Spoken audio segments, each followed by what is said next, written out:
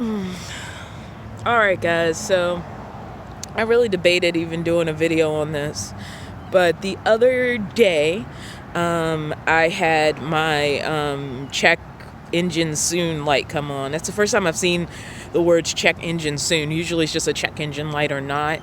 I did some research and I found like they could be separate or the same thing depending on the make of the vehicle, but it wasn't flashing, it was solid, and from what I saw it's less serious when it's solid than when it's flashing. But I was already going to get my spark plugs done, and so I was luckily already scheduled, and so like I just came to the mechanic shop to get that done or to get it checked out. I don't know, what the diagnostic is going to turn up. I did think about getting my own OBD sensor and trying to find out that way. But since I was already scheduled to be here, as ridiculous an amount as it costs just to do a stupid scan, I decided to just go ahead and get it done since I was already going to be here. If I can put the cost of this on a credit card, it's gonna suck.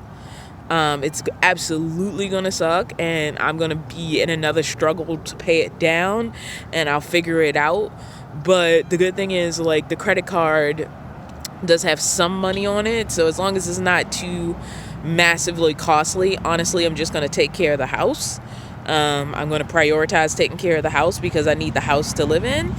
And if the house is okay, once the house is okay, I'll, just work on paying it down. I mean, that's what I have to do. And that's a part of van life too. It doesn't make me hate van life because, like, these expenses came up when I had an apartment that I was barely paying for and a car. When I was renting a room and had a car, these kind of expenses still exist. The good part about then was, like, if a car needed to stay in a shop, I had, somewhere to go, at least while that was getting taken care of. But there was also this fear, like, if this was going to cost me a lot, would I make rent the next month? So would I find myself fixing the car just to get kicked out because I couldn't pay rent anyway? And it doesn't happen that fast, but still, it was like that worry was like so stressful. And even though this sucks, like, it absolutely sucks when you're trying to keep up. Like, I got my oil changed and, like, a whole bunch of stuff done, like, got my checks done, all that stuff.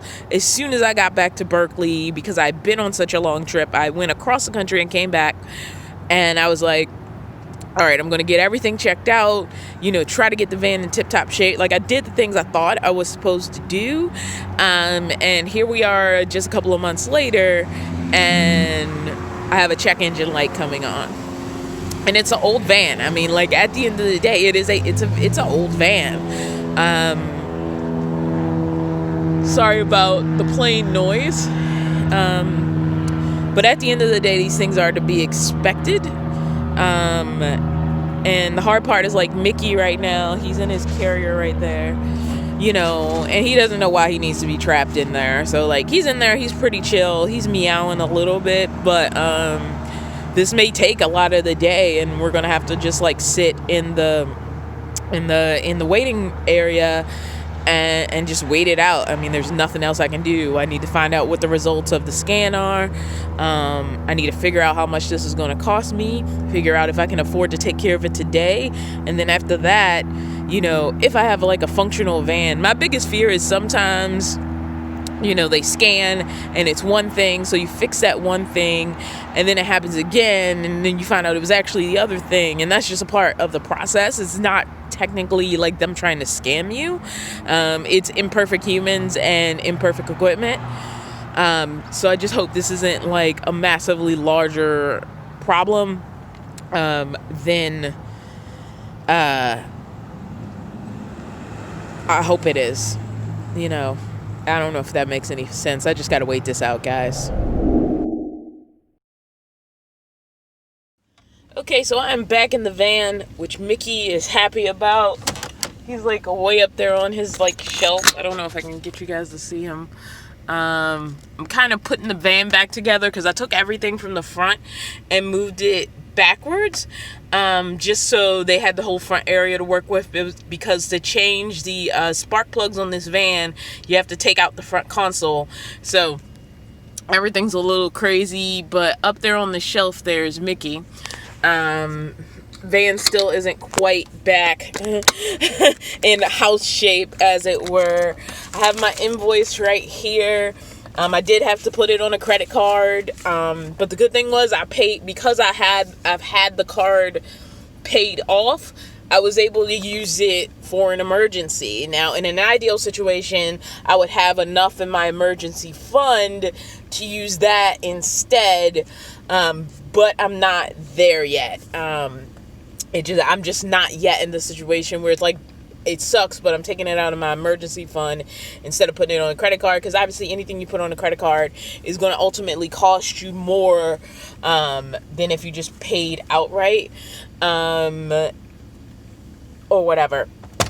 But if the house is in order, I can always find ways to earn money. So since I had a means to get the house in order, that's what I had to do. And it's the good thing about having it paid off, and I'm going to work it down and pay off again. I got the spark plugs done today. It was the last thing on my preventative maintenance list. I've already gotten an oil change. I've had the whole van checked. So the van should be in a very, very good place. Now, the thing that was causing the, let me actually turn the engine off for a little bit. The thing that was causing get some ventilation in here, the check engine light to go off. Aren't these so nice? I know my brain just changed, but it's like I have the window cracked. It doesn't look like it, but there's like space right here. There's airflow. But the thing that caused the check engine light is the fuel tank pressure sensor. The voltage was low, and so they replaced that sensor. And the light is off, and they told me everything is warranted. So if for some reason, like, it wasn't just that or something else sets it off, then I can bring the van back and they will check and see what's wrong for free. So that's good. I won't have to repay for these glasses, man. I won't have to repay for them to check again if they were wrong. So I went ahead and took care of the fuel vapor pressure sensor, since that was causing the problem. I got my spark plugs done. The last time I was here, I got I got the oil changed. I got all kinds. I basically got a minor tune-up with the exceptions of the spark plugs, and because that was going to take so much time, they just advised me to make a future appointment, and it just happened when I was already scheduled for that future appointment. It also turned out that this engine light had come on, and so we got those checked at the same time, took care of the fuel pressure sensor, and I'm hoping, fingers crossed, the worst thing to come out of this is now I once again have a credit card that I have to pay down. It's still not as bad as it was when I first started living in my car. It's an inconvenience. It kind of sucks. It puts me back a little bit, but not a lot. And there may be a job that I can do in my field, luckily, that will help me take care of this. Maybe, fingers crossed. I was hoping that money would go into the emergency fund, but in a way, maybe it is. So maybe it's lucky. I got the email about the job when I did. I'm not going to go into a lot of details about it, just before this thing happened, and hopefully everything will work out, that everything rebalances financially in the long run. I mean, really, all you can do is take it day by day. And I still say, yes, it sucked to spend half the day sitting in a mechanic shop, sort of getting this sorted out. but it's still honestly less pressure than when I had an apartment and a vehicle, and the vehicle was how I got to work. So it's not like van life sucks, vehicles break, blah, blah, blah, blah. Well, unless you're in the lucky position to like work from home on your piece of land that's like separate from everything, issues with having a vehicle are part of having a vehicle. Rather it's your day vehicle, or your A to B, or your travel vehicle, rather you're a nomad or not a nomad, vehicles have to be taken care of. They're just machines, and stuff happens. It's not a reason to be like, oh my gosh, doesn't van life suck now? What if this? What if that? It hasn't happened. Like things have happened when I was in a much, much, much, much, much worse position, and I was still always able to sleep in my van the night before until I could resolve the situation in the morning. I was already home. Like, my van was my home, or my car was my home. So I slept in it that night with whatever was wrong with it. I've luckily had AAA most of the times when I had to get towed. I've had AAA. So if I had to, get AAA to tow me in the morning or tow me that night, and I just sleep in the parking lot. And honestly, if somebody knocked on the window, I would have been like, the car can't move and I'm getting work in the morning. Here, so like, I don't know what you want to do about that. Always, if I'm like, I have been honest with several people and been like, it's my house, so no, I can't leave it with you and get it at a future date. If there's any way I can have this by the end of the day, I'll just have to sit in the shop all day. And I still have not yet sat in a shop all day.